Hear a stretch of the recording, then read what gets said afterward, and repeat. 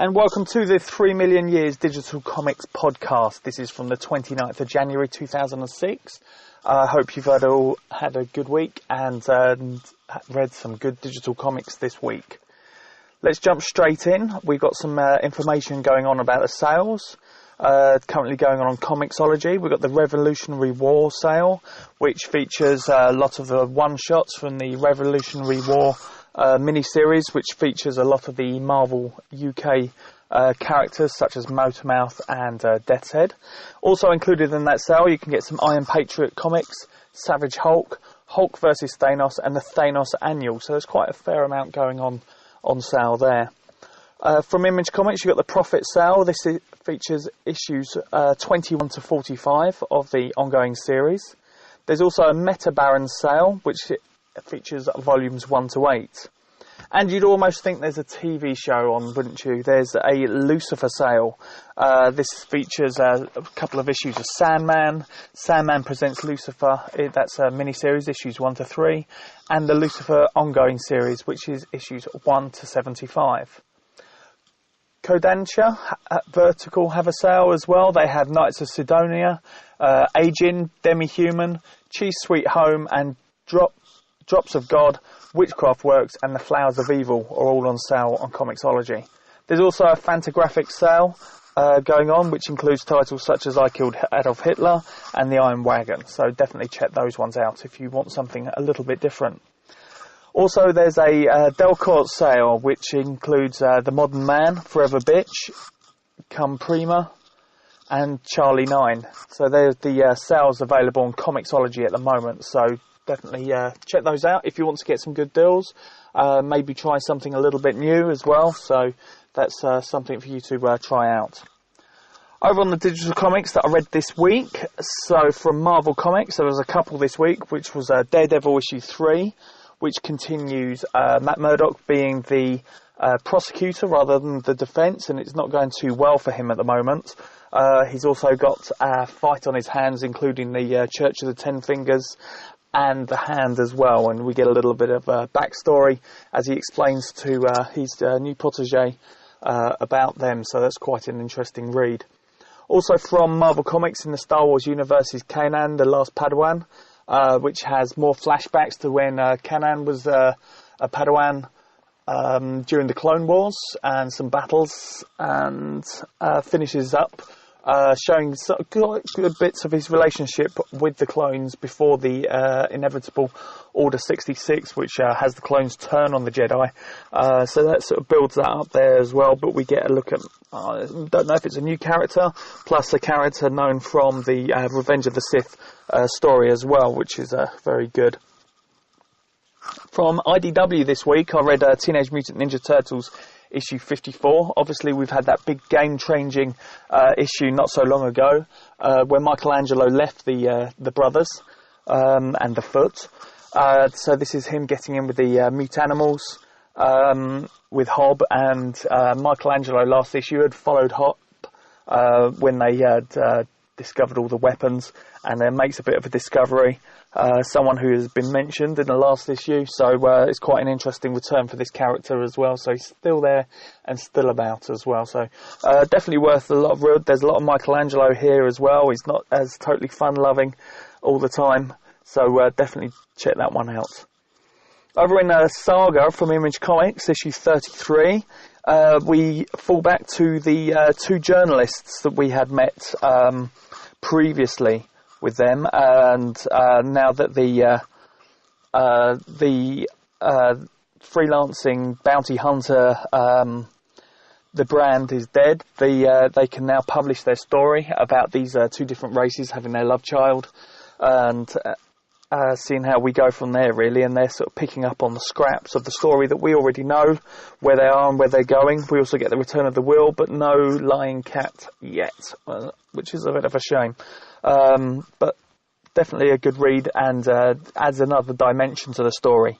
Also from Image Comics from Cy Spurriel, we got Cry Havoc, which is a lesbian werewolf war story. I think that's probably the only way to put it. It gets some nice backstory in there.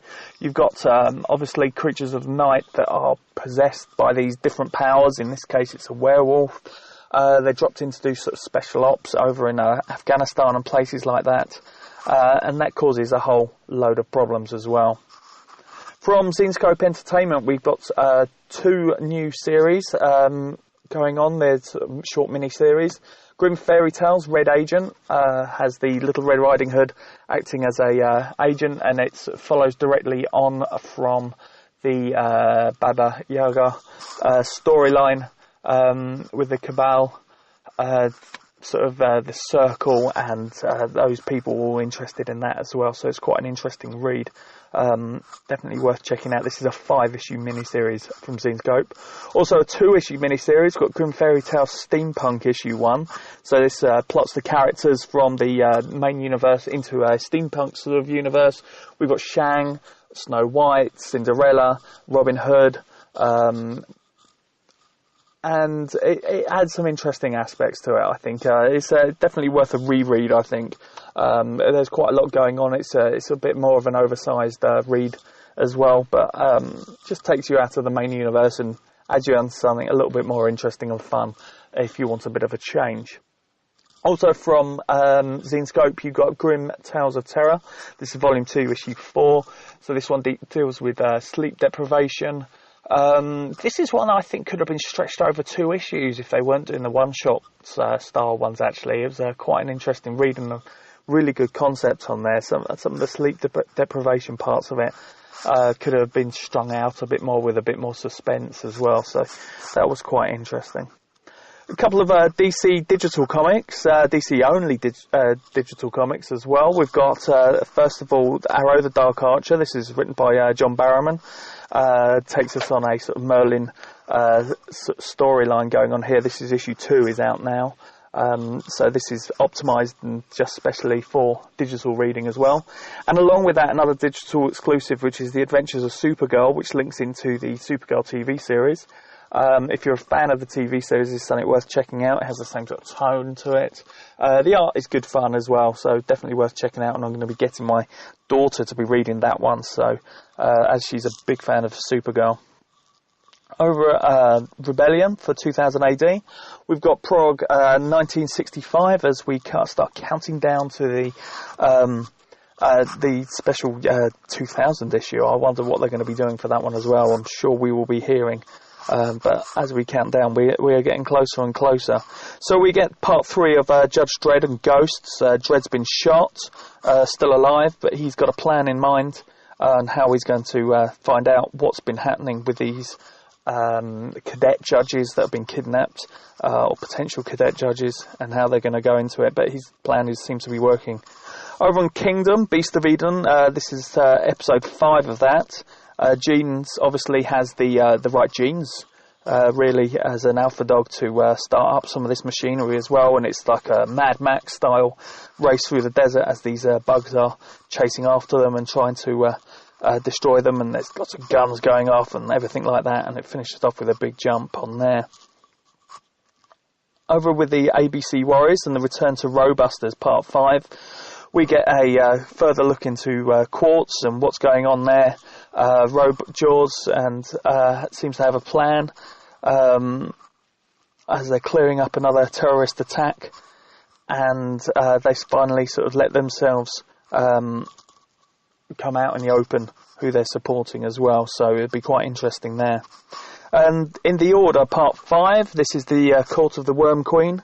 The escape through sort of Elizabethan Britain is coming on. There's fire and sort of special effects and some nice bits going on there as well. The colouring continues to be fantastic on here, and it finishes with a nice cliffhanger as we get to the end, and we'll see how safe they really are on that one as well. And Strontium Dog, the Repo Men, Johnny Alpha is trying to steal the brain of the Galanthans as well, and the plan goes ahead. They finally find a way. This continues to be a really sort of good heist move on there, and we just have to see if they got away with it at the end as this continues on. But obviously this is only a minor part to the main story as well, so definitely worth checking that out. Obviously Judge Dredd, they're getting a A lot of collections are coming out soon as well, so definitely check those out. Keep an eye on 3 Million Years and see what's coming out from Rebellion, some collections available digitally as well, and obviously they've started to dabble in the digital-only exclusive stuff as well. So check those out. And that's it for me this week. Thank you for listening. I know it's been a short one. I did have a go at doing the video podcast last week as well, and that's up on the 3 Million Years YouTube channel, which I'll send some links around for as well. And I'll hopefully be doing a video version of this, which will also go up on the site. If you want to see some of the panels involved and what's going on, some of the covers as well. And obviously, if you're a digital comics fan or creator and you want to contact me, you can get me on Twitter at Michael J. Nimmo, or you can get me through the Contact Me page as well on 3 Million Years, and that can get you to contact me through the Facebook page, through the Google Plus page, Twitter, or even by old-fashioned email. Until next week, thank you and goodbye.